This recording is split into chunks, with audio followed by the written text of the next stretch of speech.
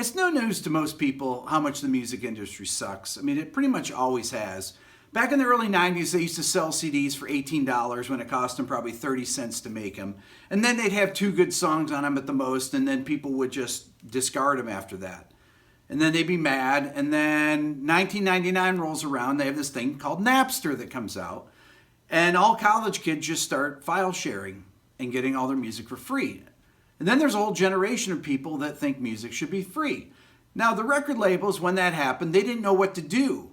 They couldn't figure out how to screw the artist and keep making money because they just couldn't make any money. Their initial reaction was to sign a deal with Steve Jobs where they gave away 1/3 of their profits in order for him to host MP3s on this thing called the iTunes Store. Not just 1/3 of their profits and their shareholders, but 1/3 of the artist's profits. Now, in any other company, the people that run the companies would get fired for making such bad deals, for not getting ahead of the situation, and then for making a deal like that. Who gives away 1/3 of their profits? What major corporation does that? For the most part, it's still the same people running the labels as it was back in 1999 when this whole thing went down. So it took them years to figure out a way to start making money again. They still screw the artists, but at least the labels are making money for themselves. So a few weeks ago, I did a video. I called it Rick's Rant, episode 2.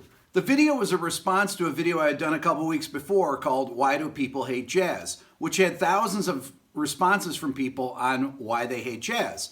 So I wanted to explain that jazz is a language, and in order to truly appreciate it, you have to understand the vocabulary and the syntax. In order to do that, I needed to play some examples. So on September 16th, I do an 1 hour and 4 minute live stream. Out of that 1 hour and 4 minutes, I played 4 minutes of 3 songs total. I played 1 minute and 21 seconds in the middle of a tune called All the Things You Are. That's 7 minutes and 47 seconds long. That record came out in 1983 and probably sells hardly any copies anymore. The label it's on is ECM Records. Well, they blocked my video in Germany and Austria, where I think their headquarters is, the next day. So I got a thing saying it's not being seen there. So people said, what happened to your video? So a few weeks later, today, I see that my video's been taken down completely. And they have the reason. Copyright infringement.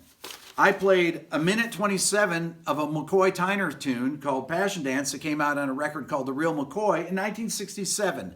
I played 1 minute and 27 seconds of an 8 minute and 47 second song. In the middle of the song, I played part of the piano solo and then part of the sax solo. Blocked. Then I played what they say is a John Coltrane tune called Oleo, which came out in 1958. I played 1 minute of a 6 minute and 18 second song. Well, the record is not John Coltrane's. It's called Relaxin' with a Miles Davis Quintet. It's a Miles Davis record. John Coltrane happened to play on the record, but the tune is a Sonny Rollins tune. It's not even a Coltrane tune. He just played a solo on it. I don't even know how a computer could screw up the fact that John Coltrane is not the author of the tune, nor is it his record. And my video got taken down for that. So all 3 of these records were on labels that are owned by Universal Music Group. Miles Davis was on Columbia, McCoy Tyner was on Blue Note, and Keith Jarrett on ECM are all owned. All those labels are owned by Universal Music Group. Universal Music Group is the biggest record label in the world. It's owned by Vivendi. This is great. This is from their website. It says, "We are UMG, the Universal Music Group. We are the world's leading music company. In everything we do, we are committed to artistry, innovation, and entrepreneurship. We own and operate a broad array of businesses engaged in recorded music, music publishing, merchandising, and audiovisual content in more than 60 countries." This next part is a joke. "We identify and develop recording artists and songwriters, and we produce, distribute, and promote the most critically acclaimed and commercially successful music to delight and entertain fans around the world." They actually left out a couple sentences. It should go on to say, "That is, unless you're using our music to educate and enrich people's lives. In that case, you're screwed." Now, those of you that watch my channel know that I make music education videos. I've made 345 free videos over the past 16 months.